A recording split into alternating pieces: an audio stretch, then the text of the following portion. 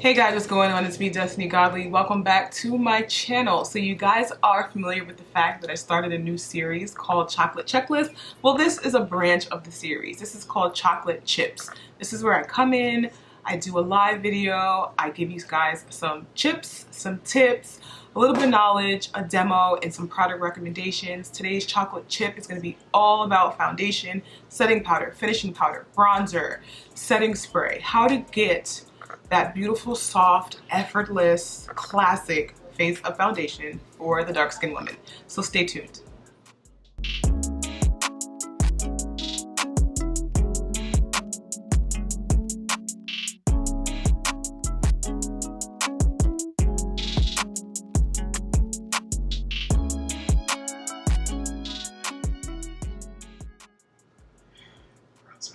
Okay, so this is not my high-end brow routine. Since this is not really a brow video, I just decided to phone them in a little bit. Generally, I would give them a little bit more TLC and a little bit more detail, but it is so unbelievably hot these days. I have to just get this video going. You guys, I don't know what's going on, but your foundation is getting out of control. So this is going to be my foundation, powder, setting and finishing, baking, full face foundation, somewhat pared down for the everyday black woman, dark skinned woman, honey. I hate to see the way the tides are turning in the makeup world. I love creativity, I love extraness, but I really hate to see people looking straight up bad, and I see it a lot. And I don't think it's done purposefully. I think a lot of people simply don't know better. So I am going to help you with my little bit of knowledge. Now, what I will say about my brows right now is they're microbladed. I highlight them with more of a skin tone color. I think that's way more flattering than going in with a super bright concealer on the top and the bottom, pounds and pounds of concealer. It's just getting out of hand. It's really unflattering. It's unpractical. It's high maintenance. It takes a lot of time. It takes a lot of product, and it's completely unnecessary. We're going to move right into foundation though after giving you a little brow spiel. And the first thing I'm going to say is I'm going in with a little bit of primer. I like to use a matte primer.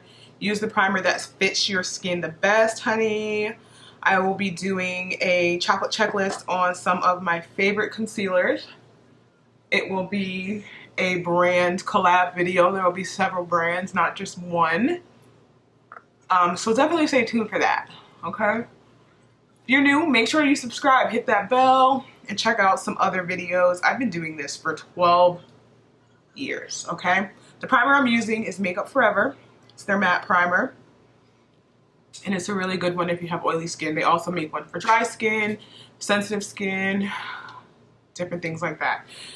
Now, the foundation I'm going to be using is the Estee Lauder. I really love this. I feel like it is an immaculate match. It just blends so nicely into my skin. I'm going to give it a good shake, and then I'm going to apply it. I'm going to apply it with this brush. I do have these brushes for sale. I'll have the link in the bottom bar. I also have brush cleaners for sale. So what I'm going to do, when it comes to matching foundation, if you have a lot of your skin out, match your face to your body, okay? If you're not showing anybody, match your foundation to your face, okay? If you're a pretty good, solid color through and through, you can use your jaw area to find a perfect match. It's not a complete science, but it is a trial and error. You can always buy and return foundation, so I don't really see it to be too much of an issue. I have a video on warm and cool tones, and I will revisit that very soon. So basically what I'm going to do is I'm going to take my foundation. There are several ways you can apply it. With this brush in particular, I like to stipple and sweep and blend and do everything. One thing I will say is that I feel like it's important to blend your foundation in, whether you're blending in a circular motion, really stippling, sweeping it back and forth, doing a combination of all three like I often do. please really work your foundation into your skin and don't just let it sit on top of your skin. You know, sometimes I see, especially with the beauty blender, people will pile foundation on their face and then give it a few taps and then that's it. And that's not it, okay? You also want to take your foundation a tiny bit down, especially if you're wearing something off the shoulders or if you're showing a whole bunch of skin. Take your foundation down your jaw a tiny bit and a tiny bit onto your neck. You don't always have to, but the reason I recommend this is because when your foundation oxidizes, which it often will, sometimes the tone will switch up a little bit. And you want to make sure that there's no harsh line of demarcation. I see it happen a lot, and the way to combat that is just blending it down a little bit.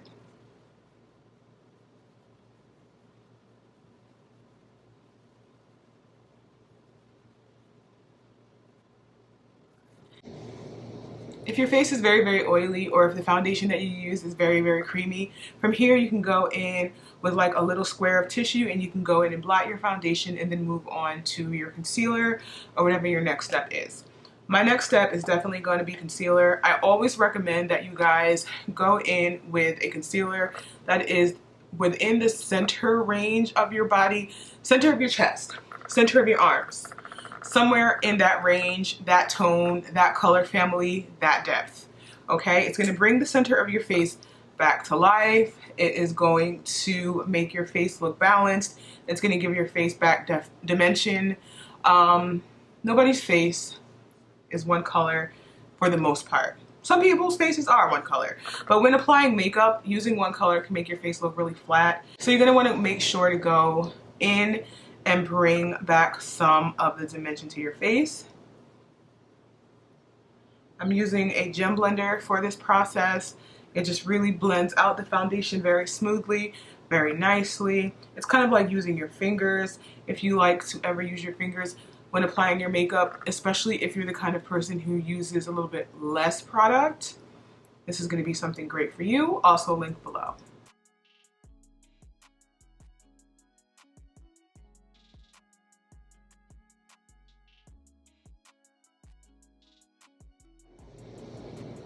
If you want the center of your face a little bit brighter, or if you want a little bit more of a natural highlight look, you can go in with a foundation or concealer that's a couple more shades lighter than your skin. I am going to also apply that with a gem blender. The reason I don't like to go straight in with the pale color is because I feel like the pale color needs a fade out color. If you go directly from your darkest skin shade to the palest highlight, it just simply doesn't look good. It's like trying to do a smoky eye and the only colors you're using are black and white. You need that gray. You need that middle tone. You need that color that's going to help to create more dimension. That's exactly what I'm doing here.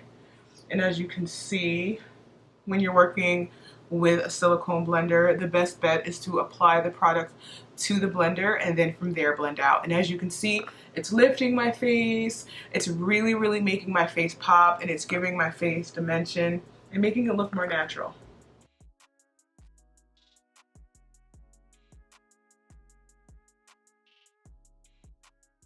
Okay, as you can see, we have a nice base going on. It looks smooth, it looks natural. There's no harsh line of demarcation. There's no jump from my skin tone to a harsh highlight, but everything looks very sculpted and very glowy and very natural.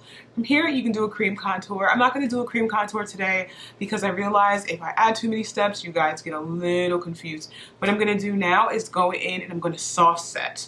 Soft setting is basically taking your liquid foundation to a powder state so you can go forth with more powder products. I'm not going to go in and do a harsh bake off the bat because I feel like sometimes that can cause creasing, that can cause your face to look a little heavy. So for my soft bake, I'm going to go in with Cool Beige from Dermablend. It's pretty much a translucent powder.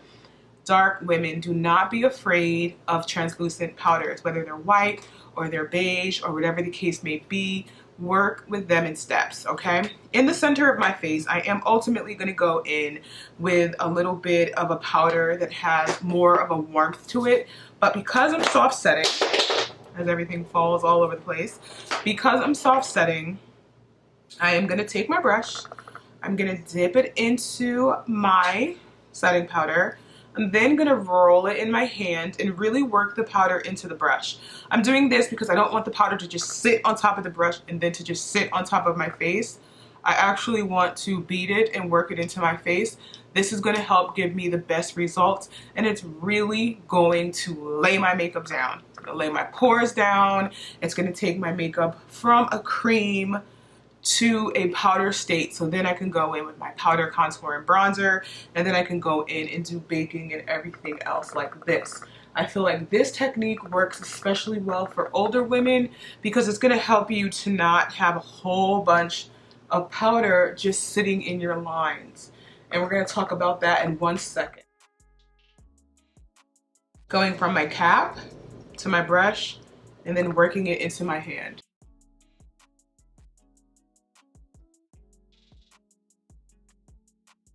And you can see how the powder just disappeared. It melted into my skin. I don't look ashy, I don't look pale. It doesn't make my skin look white. This is a really great powder. There's no flashback. I did spill some, so I'm kind of like, let me handle that really quick. I know a lot of you are gonna ask me, can I do this with a foundation? Can I do this with a colored powder? The short answer is yes. The long answer is you can, but you're not gonna want to, especially if you don't want color transfer. If the last powder on your face is a color, you're more likely to have transfer. Foundation powders are not meant to be setting powders, but they can be powders that you use to set your makeup from a cream to a powder. But on top of a foundation powder, I recommend you set it with a good setting spray, okay? And then you maybe go in with a soft translucent powder and soft set, like I just did, to lock everything in together, okay? Try these techniques before leaving the house. I'm speaking like this because I don't want to confuse you, I don't want to scare you, and I don't want you to feel like you have to do so many steps, okay? So now what we're gonna do is we're gonna go in and we're gonna bake our under eye. And this is gonna give us a little bit more warmth in that area. This is gonna help to lock the center of our face in a little bit more, because I know the center of a lot of people's faces tends to be a little bit more oily, okay? I'm gonna go in with my brush, work it onto the back of my hand, getting it into the actual brush, and I'm going to really tap it in, and then I'm gonna work it back and forth. And I'm working it back and forth so it gets into those fine lines and wrinkles, so you don't have creasing, so you don't have areas that didn't get touched by the powder. You can't just put it up top, and you don't squeeze your face when you do your makeup. If anything, extend your face. Really make sure to work that powder in. Do you need to apply tons and tons of powder and have that big white area or yellow area? No, you don't have to, but what that is that's baking, and that is applying an excess of powder, allowing your skin to warm up and then sweeping the excess away. It's pretty unnecessary. It's kind of for effect. You don't have to do that, but when you do it in a very controlled manner, because it will help to create shapes on your face, and you don't want harsh areas of color blocking, okay? So that's that. I also like to go in this area and reverse highlight my contour. This creates a natural valley in your face. High, low, high. And it really helps your face to have a very natural contour before you've even bronzed or contoured. So now I'm gonna go in, I'm gonna contour with this bronzing powder from theprimebeauty.com. When shopping with the Prime Beauty, use my code DesiG and you will save some money. The color I'm using is Chocolate Liddy. I'm gonna take my brush, I'm gonna swirl it in the product, and I'm softly going to blend it onto my face and feather it up. I use this color, and I also use Bronzeville. This is a little bit darker, so you want to work a little bit more carefully. And when you're using bronzer, you want to apply it in a very fluffy well, with a fluffy brush in a very natural manner. I wouldn't use a very dense brush. Fluffier brushes pick up less product and make it look more natural. And that is how I prefer my bronzer to look. Sweep it across my forehead.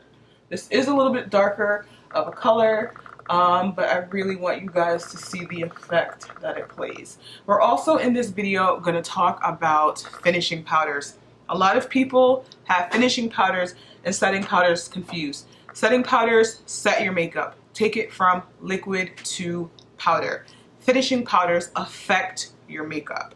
Take it from matte to shimmery to pore filling. It helps to add light particles. There's a ton of different types of finishing powders. Everything from MAC MSF, which is going to give your face a little bit of a glow, which I really, really love, especially if you went in with a whole bunch of matte powders and now your face looks dead. So you take your MAC Deep Dark and you sweep it over the areas of your face that looks dead. It adds a glow, as you can see. It's absolutely beautiful. Another one that I love is from Mercier, and this is in the color number 6. It's also very similar to the MAC MSF. You can take that on a big fluffy brush and you can sweep that through your cheeks. It helps to diffuse pores. It helps to give your skin a glow. It also helps to control oil a lot of times, and it can just help to make your face look really, really healthy. I have several others. I have Tarte Smooth Operator, which is something that's awesome. I have Bye Bye Pores from IT Cosmetics, which I love. I have both powder from them, loose powder, and then a pressed powder, which is amazing. And I like to take this as like a retouch powder. When my face is getting a little oily, I'll take it on a fluffy brush and I'll just slightly dust it over my pores in areas like that. Another another finishing powder that gets used as a setting powder and then gets a bad name because people are using it improperly is the Makeup Forever HD powder. It's not a setting powder. MAC Prep and Prime, not a setting powder. It's a finishing powder. It's a retouching powder. The Hourglass powders are diffused light. This is kind of like if you're into photography, or if you are a content creator and you have a ring light, or if you have any kind of light and you throw that white cloth over it, or your ring light has that white rim on it, it's to help the light glow and be soft. This helps to diffuse light. It helps to spread light over your face. It helps to make your pores look softer. It helps the shadows on your face look softer. I absolutely love diffuse light. This is something that's great to sweep under your eye area, around your mouth, through your forehead, and different things like that. Another powder, retouching powder that I love is from Bobbi Brown. Absolutely amazing. When your oil starts breaking through a little bit, I recommend you blot and then take a little bit of this powder, and it just makes your face look gorgeous. I have a very natural glow. I haven't used any highlighter yet or anything like that. Another powder that I love that I feel hasn't really gotten much play is this powder from CoverGirl. And it's absolutely amazing. It's a peach color. I don't know if they did this on purpose. It's called CoverGirl Vitalist Healthy Powder, and this is the color Warm Beige. And I love this because once you've done your makeup, if you still have dark areas under your eyes or around your mouth, this little peachy powder is gonna come in and save the day. It is an amazing drugstore powder. I'm going to take it, I'm going to puff it up here. I'm going to let it sit, and then I'm not going to so much brush it away as I'm going to somewhat buff it in, because it's going to melt into your skin, it's going to melt into your powder. It's going to take all that darkness, all that grayness, all that glum tone, and just, it's going to vanish, okay? Don't say I didn't ever teach you anything. One of the drugstore's hidden gems, absolutely positively. Another powder that's very similar to the MAC MSF into the Laura Mercier powder is this little bad boy here from Sephora. Gives your face a beautiful glow. I love this to just brush it over my face after I've already set my makeup. That's another finishing powder. Bobbi Brown has great powders. Sasha has great powders, both pressed as well as loose powder. I love the Juvia's Place setting powders. They're great. You guys know that my all-time favorite is Dermablend. I've also recently received some powders from OPB Beauty that I'll be giving a try. And then I also have the Laura Mercier loose powder, which personally I'm not into deeper tones of setting powders unless I do the center or my all over face a little brighter than usual. I like to use this kind of as a finishing powder. It's beautiful, it's soft, it gives your skin a glow. I like to use it around my cheek area and throughout the edges of my face because it's just beautiful. It's a deeper tone, but it is translucent. So let's go ahead and wipe this powder away.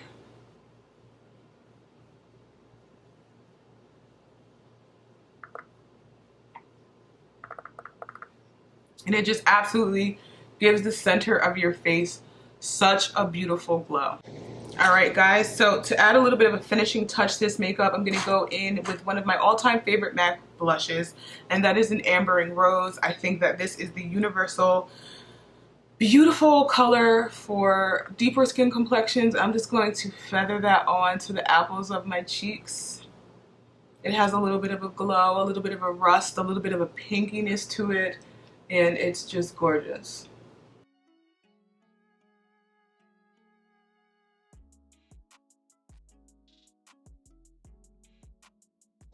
Okay, so I'm gonna go in with a little bit of lip color. I love Promise, and this is called Pulsion. They're both from NARS. This is Pulsion on my lips. It's kind of like a berry nude, and then Promise is a purple, and it just works perfectly if you have darker lips. I feel like the two together just create a perfect natural lip.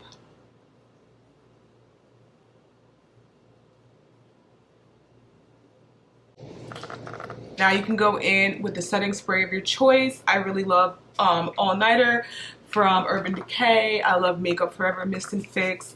Lancome makes a great spray. Too Faced makes a great spray. Let's go in and use the Makeup Forever because it's actually new and it is a 12-hour long wear moisturizing, setting, and priming spray. That feels so good.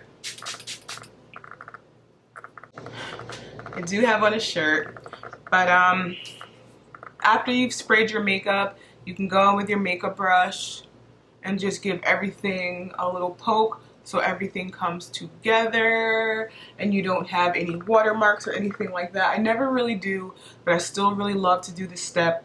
I feel like it's just like mushing everything together, meshing everything together. Everything looks gorgeous. These are my most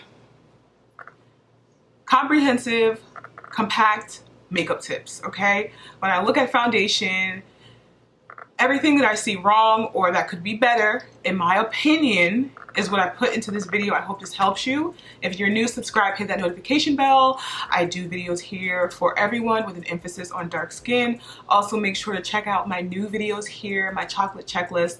Let me know if you guys have any questions or comments. All products will be in the down bar. Again, thank you so much for your support as always. Thank you for commenting, rating, and subscribing.